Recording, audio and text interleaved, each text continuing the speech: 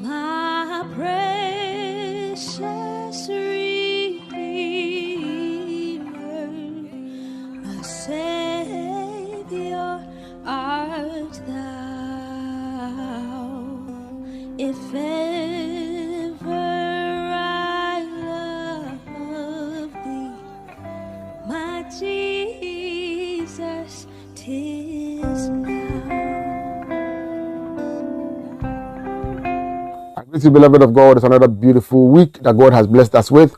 I thank you for making time and joining me today. We're going to protect Christianity, and I can say that. I don't have to be politically correct, or we're going to protect it. There's a video of a man by name Bishop Tom Brown. He is teaching on divorce. I want us to go and listen to him. And when we come back, we are going to see whether he is telling the truth or he's just misinterpreting scripture. Let's listen to him. Jesus was actually dealing with the hypocrisy of the Pharisees because they knew adultery was wrong, so they knew they could commit adultery. So what do they do instead? They had this mistress that they wanted to commit adultery, but they couldn't do it. So what do? They divorced their wives so they could marry the mistress. And so that new marriage was not adultery because they were legally divorced. What Jesus was doing is he was saying you're hypocrites because God knows the intent of the divorce. You're getting divorced so you can marry this mistress in waiting. And when you do marry her, I can tell you, you have committed adultery. So Jesus is not saying if you get a divorce and then 2-3 years later you meet someone and you marry them, that's adultery. No, because you did not divorce to marry that person. So Jesus was actually dealing with the same act, the divorcing in order to marry, not a divorce and then later on finding someone and you marry. Now we find in the New Testament, the Apostle Paul, who's quite familiar with the teachings of Jesus Christ in the Gospels, he even quoted from Jesus in 1 Corinthians 7. But watch what Paul says in 1 Corinthians chapter 7, verse 27, 28, concerning divorced Christians. Watch what he says. He says, art thou, and I'm going to read it from the King James because I believe the King James is more accurate. So listen to this passage. Paul says, art thou bound unto a wife, seek not to be loosed. Art thou loosed from a wife, seek not a wife. Notice, art thou loose? What's loose? You were divorced. That means you were bound. You got loose from one. But watch this, verse 28. But if thou marry, who's the thou? The one who is loose from the wife. That is someone who got a divorce. But if thou marry, thou hast not sinned. And if a virgin marry, she hath not sinned. Notice two people. One who has not been married, the virgin, and the one who was married, got a divorce, and married again. You know what Paul says? Neither of them have sinned. So Paul did not understand the teachings of Christ about divorce and remarrying to mean if you got a divorce, you got loose from a wife, later on, you end up getting married. He doesn't say that's a sin because Paul understood Jesus was dealing with the hypocrisy of the Pharisees. So in answer to the question, is it a sin? Is it adultery if you remarry? It all depends. Did you get the divorce to marry this person?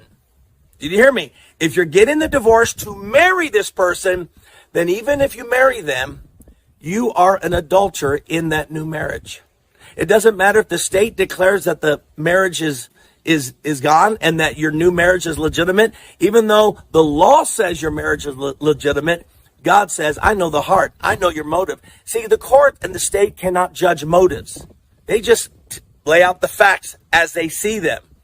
But God is different. He can judge the motive of our hearts. So in answer to the question, if you got a divorce and later on you meet someone and you feel like this is the person you to marry, you're not forbidden to marry that person. Okay? Only way you would be forbidden is if you're divorcing your present spouse so you can marry this person. In that case, that new marriage will be adultery. And some of you, I hate to tell you this, you are an adulterous marriage because you married the person you wanted to marry, and that's why you got a divorce to begin with. Jesus is dealing with the heart matter, and that's the meaning behind divorcing to marry another, and it's adultery. Jesus was referring to motives. This is a very funny and strange teaching. And I know that many are going to feel enticed and seduced to believe this because it sounds good, and it's kind of make it easier for them to now want to say, okay, then I can divorce. It's no big deal. If you are such a person, I want to put it to you right here and now that be careful, because this is a wrong teaching. This is misinterpreting of scripture. This man is misinterpreting scripture to suit something he wants to say, whether intentionally or ignorantly, I cannot tell, but it could be that he just wants to please a certain audience. He just wants people to say, okay, this man, his teachings are flexible, so now let's troop to his church. Or maybe he's saying this thing to, make a friend or a relative who is contemplating divorce or who has divorced to feel comfortable in themselves. But I want us to go into scripture and see if really that is what scripture says. He makes reference to 1 Corinthians chapter 7, verse 27 and 28. What does the Bible say? It says, are you married? Do not seek a divorce. Are you unmarried? Do not look for a wife. But if you do marry, you have not sinned. And if a virgin marries, she has not sinned. But those who marry will face many troubles in this life. So he interprets this as his basis to say that remarrying after divorce is no big deal. And the shocking part is he kind of interprets what Jesus said in Matthew 19:9 to mean that if you have, somebody in mind, if you have thought of somebody for which reason you want to divorce your current or your present spouse, then that is what is considered sinful. But if you are just divorcing and maybe after a year, 2 or 3, you find somebody and you marry them, then that part or that type of divorce is not sinful. How did he arrive by that when scripture is very clear? Now I want to take you together with him to the scripture, the same chapter he read. He quoted verse 27 and verse 28 from. He, like I said, I don't know whether he did this or he's doing this deliberately, which I know most often nowadays, most people do this just to twist the scriptures and make them look so flexible so they can fill their churches. If he has a church, maybe this is what he intends to do. But let's go into scripture and see what scripture says about divorce. He quoted Paul. Now let's listen to what Paul is saying. The same 1 Corinthians chapter 7, now verse 10 to 16. Let's listen to what Paul said. To the married I give this command, not I, but the Lord. A wife must not separate from her husband. But if she does, she must remain unmarried or else be reconciled to her husband. And a husband must not divorce his wife. Now, after Paul has said this, he came and said, to the rest I say this, I, not the Lord. If you noticed the first part, verse 10 and verse 11, Paul says, this thing I am saying to you, I am not saying it on my own authority, but on the authority of Jesus. Verse 12, he says, now I say this on my authority, not from Jesus. He said, verse 12, to the rest I say this, I, not the Lord. If any brother has a wife who is not a believer and she is willing to live with him, he must not divorce her. And if a woman has a husband who is an unbeliever and he is willing to live with her, she must not divorce him. For the unbelieving husband has been sanctified through his wife, and the unbelieving wife has been sanctified through her believing husband. Otherwise, your children would be unclean, but as it is, they are holy.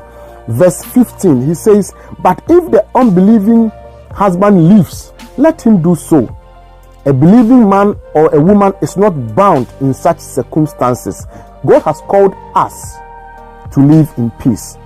How do you know, wife, whether you will save your husband? Or how do you know, husband, whether you will save your wife? Now this is what Paul said, and I'll give you the context within which Paul said this. When Paul went to Corinth, before Paul went to Corinth, the city or the people of Corinth were not Christians. They were idol worshippers, and these people were marrying and divorcing and doing all sorts of things. Now Paul comes into the city and preach the gospel. Some people believe the gospel and they become Christians. others do not believe and they don't become Christians. So you could find a husband being a Christian and a wife not a Christian. You could find a wife converting to Christianity and a husband not a Christian. Now, in that case, Paul was saying that if your husband, who after you, the wife, you have become a Christian, still wants to remain an unbeliever, but he says, I want to respect your new faith, I will still be married to you, but I will not join you as a Christian. If he is willing to do this, then you guys can continue to marry. And the same with a husband or a wife who is also saying, I will not join my husband in this new Christian belief. I want to remain an idol worshiper, but my husband can be his Christian. Paul says, under such situation, keep the marriage, intact. But if the unbelieving spouse, the one that you are married to, and you have become a Christian, and that one says, I will not be a Christian, and therefore I will not keep on being married to you, and so I want to leave, let that one leave. That is what Paul is saying here. Let that one leave. And in that circumstance, you have not sinned because you did not initiate that divorce. That divorce was initiated by an unbelieving spouse. And that's why he says, we have been called to live in peace, meaning you have not been called to marry and then your marriage becomes so frustrating and always fighting with an unbeliever who is a spouse. If that person wants to leave, he or she can leave. And in that circumstance, you can remarry, you can marry again, and that is not sinful.